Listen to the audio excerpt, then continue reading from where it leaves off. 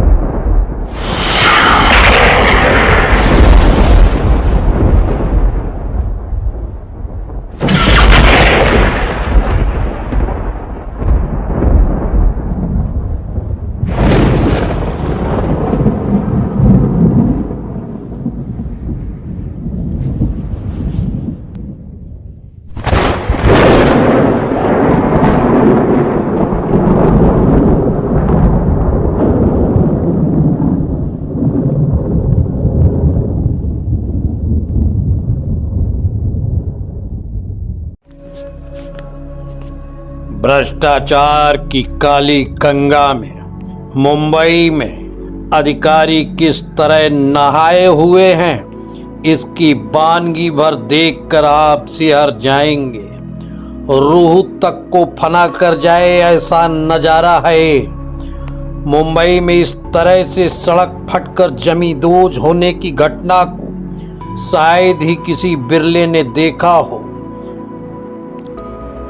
तस्वीरों में आप देख सकते हैं मुंबई के चेंबूर इलाके में 80 मीटर तक सड़क जमींदोज होने का नजारा। जी हां, मात्र 5 दिन पहले यानी 30 सितंबर को घटित इस घटना में 2 ऑटो वाले ही पलटे और कुछ लोगों को मामूली चोटें ही आईं, जिसके लिए घटना सुर्खियों नहीं बटोर सकी। मजेदार बात यह है कि सड़क लावारिस बनी हुई है। सभी विभाग इससे पल्ला झाड़ने में लगे हैं। वहीं छोटी छोटी बात पर अपनी बिलों से निकलकर चींची करने वाले नेताओं की बोलती बंद है। सरकारी तंत्र की आंख कान भी बंद है। केवल राष्ट्रीय भीमसेना पार्टी के राष्ट्रीय अध्यक्ष आर पांडियन ने इस ओर ध्यान देकर आवाज बुलंद की है। अब हम आपको तफसील से बताते हैं। रोड चेंबूर इलाके में माहौल गांव रोड पर है और घास वाले बाबा की दरगाह की ओर जाती है। इस मार्ग से सभी धर्म जाति मजहब के लोग दरगाह में प्रतिदिन भारी संख्या में जाते हैं। 30 सितंबर की शाम के समय रोड देखते ही देखते जमींदोज हो गया। इस दौरान इस रोड से गुजर रहे 2 ऑटो इसकी जद में आ गए। गनीमत ये रही कि ऑटो में सवार सभी लोगों को सुरक्षित निकाल लिया गया। इस मामले में घास वाले बाबा ने क्षेत्रीय जनप्रतिनिधियों पर उपेक्षा का आरोप लगाते हुए दरगाह पर आने जाने वाले लोगों के लिए दूसरा रास्ता खोलने की मांग की है। जो MMRD ने डेमोनेशन किया था, ये सारी मीडिया को, सारे यहाँ के जनता को भी मालूम है। 2016 के बाद इन लोगों ने हमारा रास्ता को बंद कर दिया, जो BPT रोड से लगकर घास वाले बाबा की दरगाह पे आने का रास्ता था। इसमें RCF पुलिस स्टेशन के पूरे पुलिस अधिकारी को भी मालूम है, पूरे प्रशासन को। इन लोगों ने 2016 को रोड बंद करने के बाद हमें ये जो नाले का रोड है, सर्विस रोड, गणेश नगर पटेल नगर से जो रास्ता अंदर आता है, ये रास्ते पे से हम अभी तक आ रहे थे, जा रहे थे। उसके बाद ये नाला का काम चालू हुआ कुणाल कंस्ट्रक्शन की तरफ से। तो हमने उस टाइम पे चौहान साहब को, BMC के ऑफिसर को, करण साहब को, सबको हमने इतला किया कि भाई रोड टूट रहा है, आप लोग इतना इतना छड़ ला रहे हैं, इतना इतना मटेरियल्स ला रहे हैं। इन लोगों ने कहा, चौहान साहब ने कहा ये रोड बनने वाला है बाबा जी, आज नहीं कल आज। उसके बाद बरसात आया उन लोगों ने काम बंद कर दिया। रास्ते के इतना पानी भरने लगा, इतना पानी लगा। 21/9 को हमने अगले महीने में एंटी करप्शन की जानिब से राजपाल, मुंबई कमिश्नर इकबाल चहल साहब को, यहाँ तक का हमारे मुख्यमंत्री साहब को, हमने सारे लोगों को इत्तला किया कि रोड कभी भी हादसा हो सकता है। इन लोगों ने कोई भी इसके ऊपर कार्रवाई नहीं किया। यहाँ के अस्थायी आमदार, हमारे नगर सेवक, किन्हों ने भी इस पर कोई कार्रवाई नहीं किया। ना कभी देखने के लिए ना आमदार आज तक आए यहाँ पर, ना यहाँ के हमारे श्रीकांत सेठे साहब हैं नगर सेवक। हाँ, पातरकर साहब तो यहाँ से आकर आज तक गए, वो भूल गए, ये जगह को भी भूल गए। हाँ, तो ये इसी हालात में आज ये 3 दिन पहले जो बारिश हुआ, उस बारिश के अंदर ये पूरा रोड पलट गया। मैं खड़ा हूँ घास वाले बाबा दरगाह के रोड पर, और अगर सही मायनों में देखा जाए तो मुंबई के हम किस इलाके में आए हैं, ये अपने आप हैरत कर देने वाली बात है।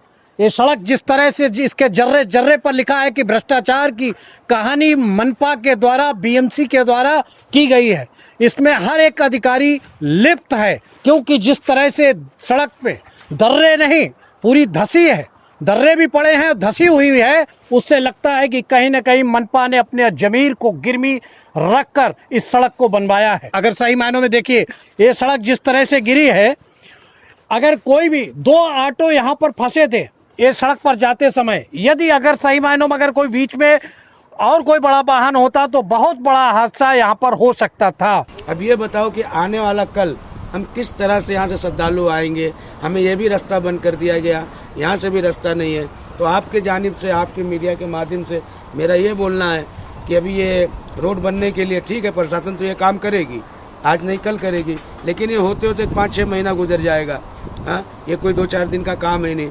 तो मैं आपके माध्यम से ये बोलना चाहता हूँ कि जो 2016 में रास्ता हमारा बंद किया, वो रास्ते को चालू कर दे, श्रद्धालुओं को आने जाने का रास्ता दे दे। मेरी यही आप लोग से गुजारिश है।